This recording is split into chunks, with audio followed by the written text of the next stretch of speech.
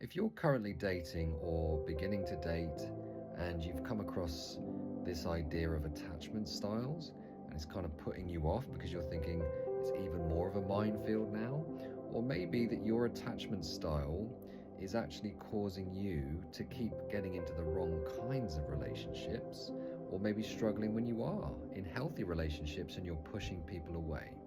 If that sounds like you, then keep watching because this video will be very helpful. So essentially, attachment styles are the psychological description of how you tend to behave within a relationship, your preferences, okay? And your preferences tend to form based on the kind of childhood that you have. So the first thing to say about this is you're not born one of these types.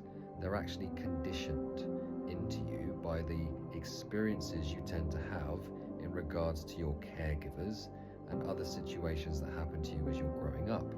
So there are four main types of attachment style. The first one would be the anxious attachment style.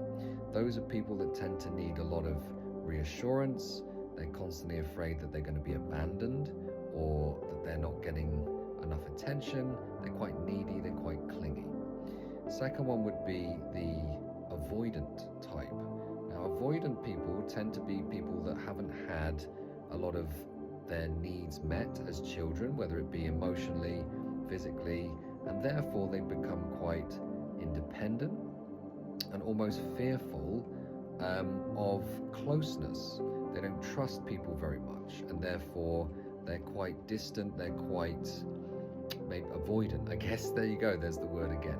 So the next one would be these secure people, right? People that tend to have had all their needs met when they're children, and therefore they're quite secure, they're quite comfortable within themselves, they don't need constant reassurance, and they're able to give the other person what they need in order to make them feel more secure.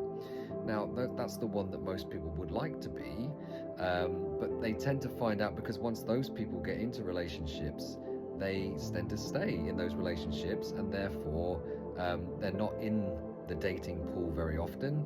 And so you'll find mostly in these dating apps and everything else that it will be the other types that you'll be there. So they'll all be kind of maybe avoidant, anxious, or the last one then, which is the anxious avoidant. So those are the people that tend to have experienced a lot of trauma when they're growing up. So just like with the other ones, everybody is craving connection, right? But what tends to happen underneath the surface is all of those unconscious programs and patterns tend to kick in when the person is triggered emotionally. Now, the good news is, and you won't be told this in any of the books, okay, is that this is not something that you are stuck with, right? If you are one of these types, if you're someone that needs a lot of reassurance and you're that anxious type, that doesn't mean that you're going to be an anxious type for the rest of your life if you know how to sort that out. Now, in the books, as always, in the psychological kind of arena, they will teach you how to learn to live with it. They might give you strategies to try and soothe the nervous system temporarily, but essentially it can take a long time to try and make changes, and it doesn't necessarily solve the problem, it just helps you to cope with it. The good news I have for you is, because this is an unconscious problem, and therapists like myself that deal with unconscious root cause issues like trauma, the things that have happened to you in the past.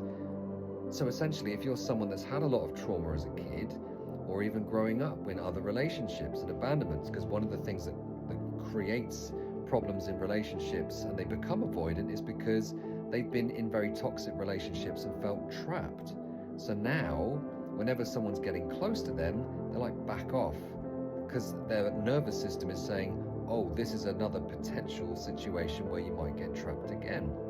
But the good news is, as I said, that therapists that know how to resolve trauma means that you're not taking that trauma into other relationships, right? We can permanently resolve trauma. And I don't mean getting rid of the memories, I simply mean neutralizing the emotional charge of that memory so that you can actually revisit the memory or come across new situations that remind your body of what happened and it doesn't get triggered.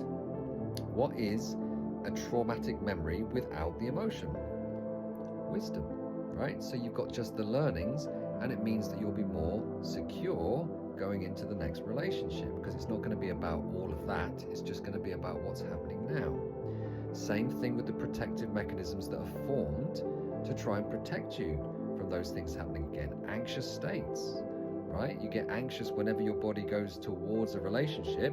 You want the relationship consciously, but as soon as you start then getting involved with somebody, depending on what type you are, you might get then an anxious, I have to move away from that. Or it might be when you see that the girlfriend or boyfriend hasn't called you today, or they've gone on a weekend away, the anxiety starts to come up. Oh, I'm going to be abandoned again. And it's not a conscious problem, right? It happens automatically based on the history and the conditioning that you have.